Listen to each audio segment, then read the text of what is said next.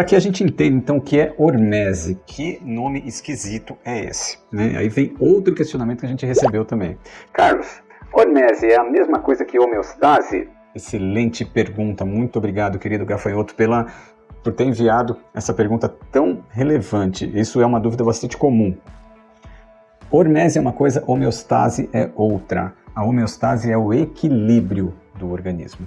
Tá? Homeostase é equilíbrio. Hormese é a capacidade da célula se defender frente a um agressor. Uau! Vamos lá, de novo.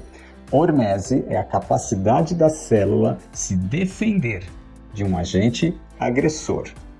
Esse termo ele foi proposto por Mark Goldman em 1996, em um trabalho publicado na revista Science. Tá? E aí o professor Bott traz este conceito aqui em 2011, que o ozônio ele é uma substância hormética. Tá? Então o ozônio promove hormese. Depois a gente vai complementar essa informação com aquele outro trabalho da escola alemã. Então o que a gente precisa entender? Para que a gente entenda, para que a gente consiga clarear esse conceito de hormese, entender a profundidade disso, nós vamos precisar voltar um pouquinho em bioquímica e voltar um pouquinho em fisiologia, tá certo?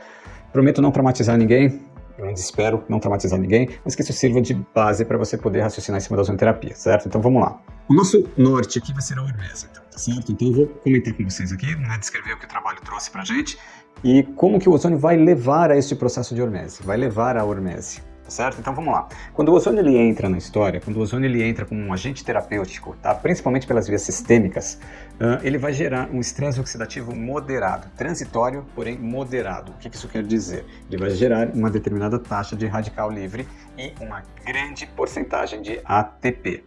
O que é ATP? Adenosina trifosfato ou energia. Tá? Então, vamos lá. Gente, fica aqui comigo, hein? Fica comigo que vai dar bom. Vocês vão entender o que eu estou querendo dizer aqui. Vamos lá. O ozônio, quando ele entra em contato com o organismo, ele vai reagir com a água do plasma, certo? E ele vai participar do processo de explosão respiratória, ok? Então vamos lá. A hemácia, para que serve a hemácia?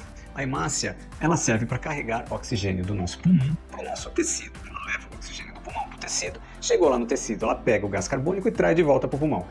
É mais ou menos isso o papel que a hemácia desempenha no nosso organismo, tá certo?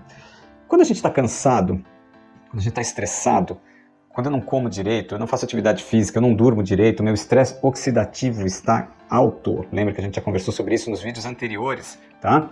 Quando eu tenho um estresse oxidativo crônico, a minha hemácia, que antes era uma bolinha bonitinha, fofinha, parecendo uma bolachinha fofinha, ela vai ficando tortinha, ela vai ficando amassada, tá? Por quê? Ela precisa carregar oxigênio para o tecido, mas ela não consegue. Porque o estresse oxidativo está acabando com ela.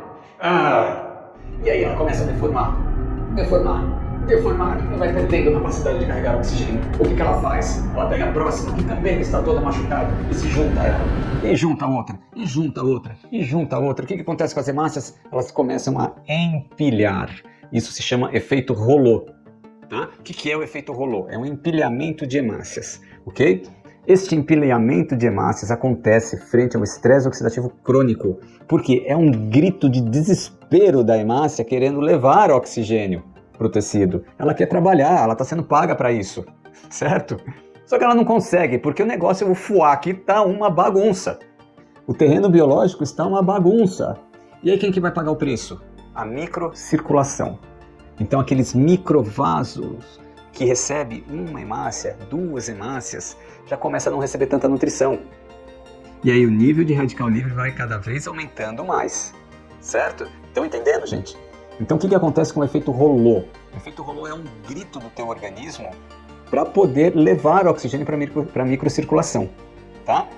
Quando o ozônio entra na história, o ozônio aumenta a oxigenação tecidual.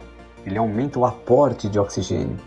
Opa! A hemácia olha para aquilo e fala, uau, chegou! Ela começa a se endireitar. Então vejam, o ozônio, esse é o primeiro efeito hormético que o ozônio promove no nosso organismo. Ele corrige o formato da hemácia. Primeiro, ele solta as hemácias, ele quebra esse empilhamento de hemácia e devolve o formato para ela. Então a hemácia volta a ficar uma bolachinha bonitinha, fofinha, vermelhinha, maravilhosa e ela volta a carregar oxigênio. E esse oxigênio vai para a microcirculação. Esse oxigênio vai para a microcirculação. Então o ozônio melhora o aporte de oxigênio geral, tá certo? Mas peraí, aumentou o aporte de oxigênio, mas como é que esse oxigênio vai sair da hemácia e entrar para o tecido? Porque até então a gente não estava acostumado com isso, entendeu? Eu trabalho muito com analogias, e para quem já fez curso comigo sabe que essas analogias acabam ajudando aí nesse processo de entendimento, tá?